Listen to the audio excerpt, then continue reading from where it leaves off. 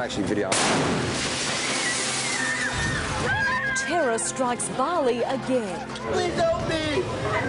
Well, I call it wicked, I call it cowardly, I call it evil. Australians among the dead as 3 bombs explode. 10 News with Tracey Spicer.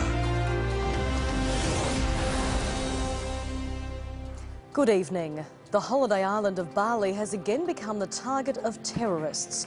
3 bombs ripped through popular restaurants, injuring more than 100 people. As we go to air, the death toll stands at 25, 3 of them Australians, although that figure is expected to rise. There are fears another 2 unidentified Western bodies may be Australians. Just a warning, some of the images in our bulletin this evening are quite distressing. Fears for the safety of 3 Australians missing in hurricane-ravaged Mexico. More than 100 people killed as a 737 goes down in Nigeria. And the new faces of the Australian music industry, the young stars who took over the Arias. 10 News with Tracey Spicer.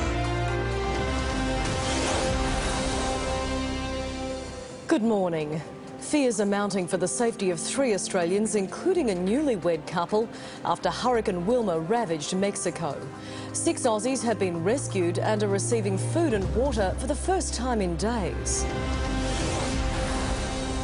Hello, I'm Tracey Spicer. Welcome to 10's Late News. Also tonight, New Zealand's election cliffhanger. The incredible hurricane survival story, how an elderly man made it through 18 days alone.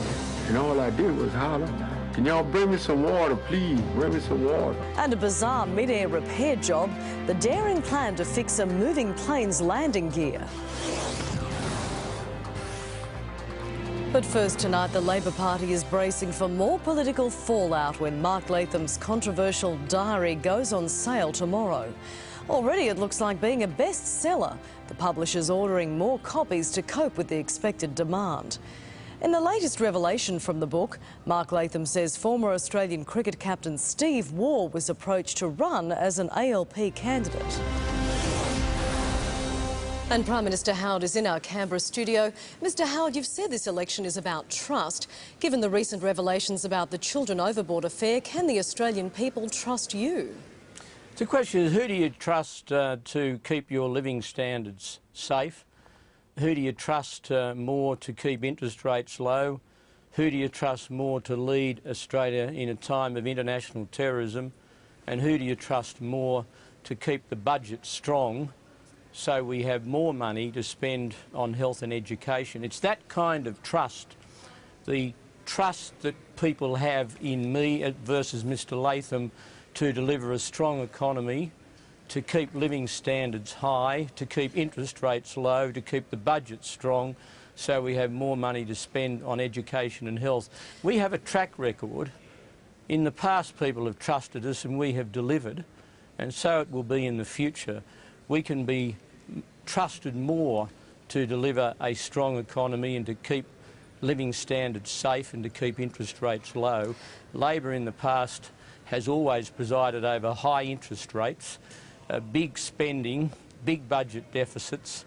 We, by contrast, have kept the budget strong, and it's because of the strength of that budget that we can now afford to spend more money on health and more money on education. That's the kind of trust of which I speak. Back on the Children Overboard issue though, Mr Howard, just on the Children Overboard issue, Mr Latham says you're calling an election now to avoid further parliamentary scrutiny on that issue. Are you running scared?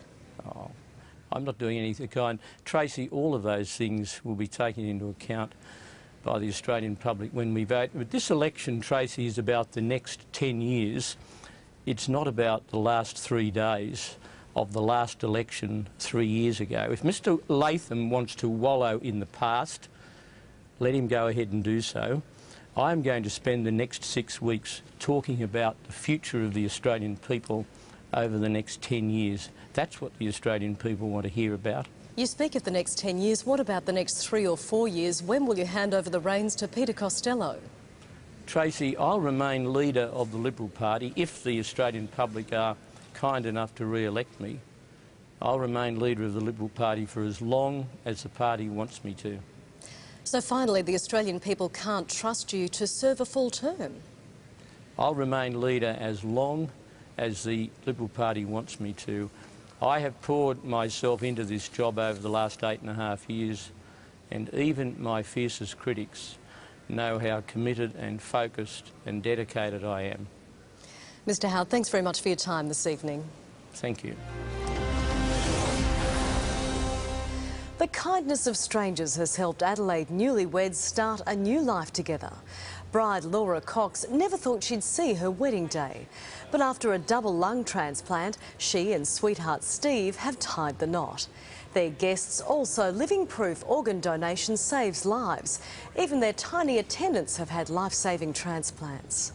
Without the organ donors, there is no second chance. You know? People like Laura don't get a second chance. That's right. I can carry on now with my best friend and partner and have a long and happy life together. Lovely story to end on. That's all in 10 News. Thanks for joining us. Sports Tonight with Ryan Phelan is next. Good night.